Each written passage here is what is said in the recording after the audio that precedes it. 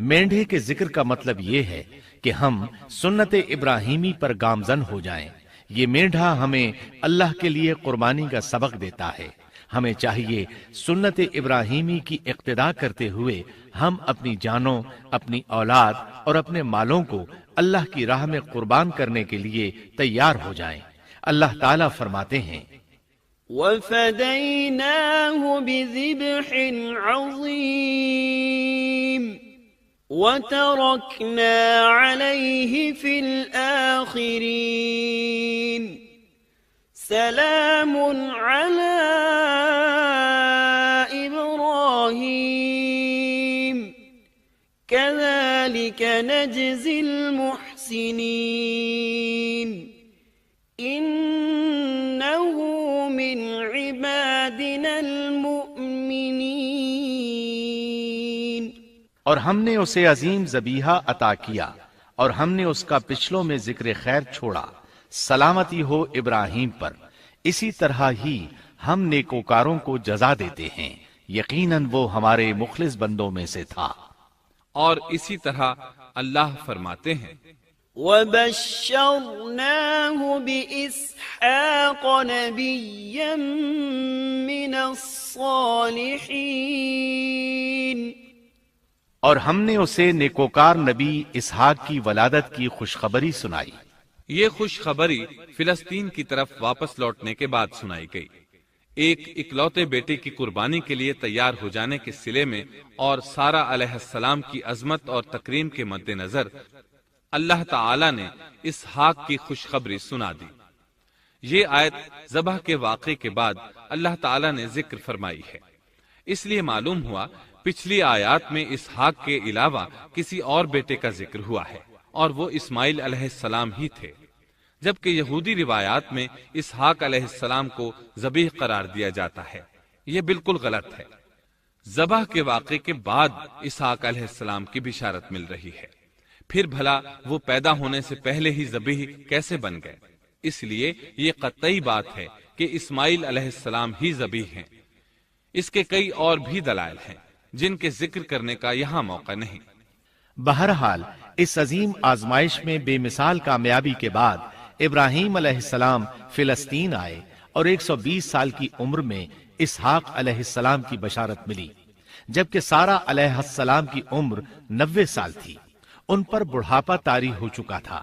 ایسے میں 3 فرشتے آئے، وہ تو قوم لوط کی تباہی کے لیے آئے تھے۔ راستے میں اللہ کے حکم سے ابراہیم علیہ السلام اور ان کی اہلیہ سارہ کو خوشخبری سنائی، اور اس غرض کے لیے وہ انسانی شکل میں آئے تھے۔ ابراہیم علیہ السلام تو پہلے ہی بہت مہمان نواز تھے، انہیں دیکھ کر بہت خوش ہوئے کہ مہمان آ گئے۔ فرشتوں نے انہیں سلام کیا۔ ابراہیم علیہ السلام نے سلام کا جواب دیا۔ وہ حیرت زدہ تھے کہ یہ لوگ ان کی بستی کے رہنے والے تو ہیں نہیں، لیکن ان پر سفر کے نشانات بھی نہیں ہیں، جیسا کہ دور سے چل کر آنے والوں میں ہوتے ہیں، نہ ان کے پاس سواریاں ہیں۔ قرآن مجید میں آتا ہے قالوا سلاما قال سلام قوم منكرون۔ فرشتوں نے سلام کیا تو ابراہیم نے بھی سلام کیا اور دل میں خیال کیا یہ اجنبی لوگ ہیں۔ پھر وہ اپنی مہمان نوازی کی عادت کے مطابق انہیں اندر لے آئے، ان کے لیے کھانے کا انتظام کیا۔ اللہ تعالیٰ فرماتے ہیں وَلَقَدْ جَاءَتْ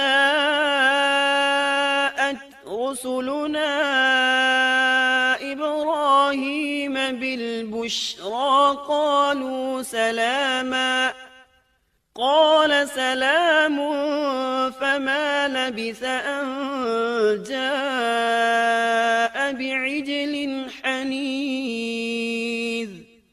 ہمارے بھیجے ہوئے فرشتے ابراہیم کے پاس خوشخبری لے کر آئے تو انہوں نے سلام کیا۔ ابراہیم نے سلام کا جواب دیا اور فوراً بھنا ہوا بچڑا لے آئے، اور بچڑا بھی موٹا تھا۔ ان کے سامنے کھانا پیش کیا، لیکن وہ بھلا کب کھانے کی طرف ہاتھ بڑھانے والے تھے۔ یہ دیکھ کر ابراہیم علیہ السلام نے خوف محسوس کیا کہ کہیں یہ دشمن نہ ہو۔ اس وقت فرشتوں نے کہا قالوا لا تخف إنا أرسلنا قوم لوط ابراہیم نہ ڈر، ہم تو قوم لوط کی طرف بھیجے گئے ہیں۔ جب انہوں نے یہ باتیں کی تو سارا علیہ السلام پاس کھڑی تھیں، وہ ہنسنے لگی۔ وہ خوشخبری سے پہلے کیوں ہنس پڑی؟ علماء اس بارے میں کہتے ہیں کہ جب انہوں نے سنا یہ فرشتے لوط علیہ السلام کی بستی کو تباہ کرنے جا رہے ہیں تو ان کے خاتمے کی خبر سن کر وہ ہنستی۔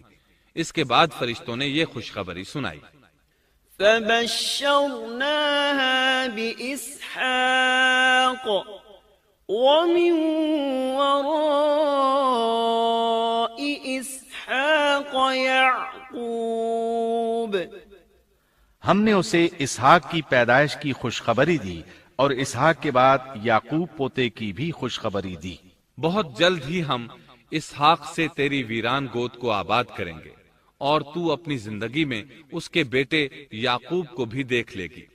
اب 3 بشارتیں جمع ہو گئیں۔ بیٹا پیدا ہوگا، لمبی عمر ملے گی یعنی بیٹا جوان ہوگا، اور پھر وہ اپنے پوتے کو بھی دیکھے گی۔ اس سے بڑھ کر کیا عزت اور تکریم ہو سکتی ہے؟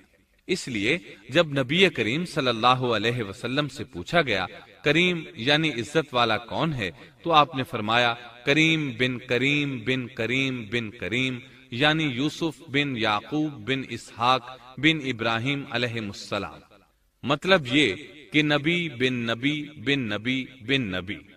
یہ یوسف علیہ السلام کی شان ہے کہ خود بھی کریم، باپ بھی کریم، دادا بھی کریم اور پردادا بھی کریم۔ اس سے بڑھ کر عزت افزائی کیا ہو سکتی ہے؟ بہرحال فرشتوں نے انہیں خوشخبری دی۔ وبشروه بغلام علیم، پھر انہوں نے ابراہیم کو ایک صاحب علم لڑکے کی بشارت دی۔ خوشخبری سن کر سیدہ سارہ حیران ہوئی، مارے حیرت کے منہ سے ہلکی سی چیخ نکل گئی۔ انہوں نے اپنے رخسار پر ہاتھ مارا جیسا کہ عورتوں کی عادت ہوتی ہے۔ کہنے لگی ہائے افسوس، کیا میں بچہ جنوں گی حالانکہ میں بانجھ ہوں اور میرے خاوند بوڑھے ہیں؟ یہ تو حیرت کی بات ہے۔ ایک دوسری جگہ اللہ تعالیٰ نے یہ الفاظ فرمائے، کہنے لگی میں بوڑھی اور بانجھ ہوں، بھلا میں بچے کو کیسے جنم دوں گی؟ اس پر فرشتوں نے کہا تو اللہ کے حکم پر تعجب کرتی ہے، اے اہل بیت، یہ تو اللہ کی تم پر رحمت اور برکت ہے، وہ بہت بزرگ اور قابل تعریف ہے۔ دوسری آیت میں ہے انہوں نے کہا اسی طرح تیرے رب نے فیصلہ کیا ہے اور ہمیں کہا ہے، یقیناً وہ بہت حکمت والا ہے اور علم رکھنے والا ہے۔ یہ تھی اسحاق علیہ السلام کی ولادت کی خوشخبری۔ ابراہیم علیہ السلام مکے میں سیدنا اسماعیل علیہ السلام سے ملنے کے لیے آتے رہتے تھے۔ ایک روز آئے تو ان سے کہا اے میرے بیٹے، اللہ تعالیٰ نے مجھے حکم دیا ہے کہ اس مقام پر اللہ کا گھر تعمیر کرنا۔ اسماعیل علیہ السلام نے فوراً کہا میں حاضر ہوں۔ اس طرح انہوں نے کھدائی شروع کی۔ ایسے میں انہیں شیش علیہ السلام کی تعمیر کے آثار نظر آئے۔ انہوں نے اس پر تعمیر شروع کر دی۔ ایک روایت میں یہ بھی ہے کہ انہوں نے فرشتوں والی بنیادوں کے آثار بھی دیکھے۔ نبی کریم صلی اللہ علیہ وسلم کی جوانی کے دنوں میں جب مکے کے قریش نے کعبے کی تعمیر نئے سرے سے کی تو انہوں نے اس کی بنیادوں کو گہرا کرنا چاہا۔ وہ کھدائی کرتے ان سبز پتھروں تک پہنچ گئے جو پہاڑوں کی چوٹیوں کی طرح نظر آ رہے تھے۔ انہوں نے ان پتھروں کو نکالنا چاہا۔